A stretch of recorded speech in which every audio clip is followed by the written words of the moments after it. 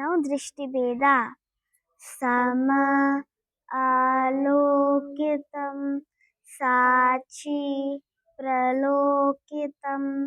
निमेलिते उल्लोकितम् अनुवृत्तै च तदा चैवावलोकितम् इत्यष्टो दृष्टिभेदस्यो कीर्तित पूर्वसूरिभिः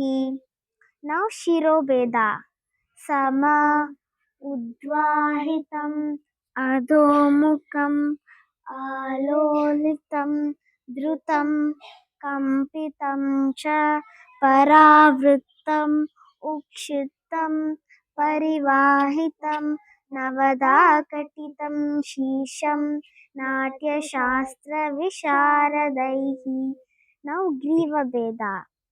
सुन्दरिश्च तिरश्चिना तदैव परिवर्तिता प्रकम्पिता च भावाग्नि नेया ग्रीवान् चतुर्विधा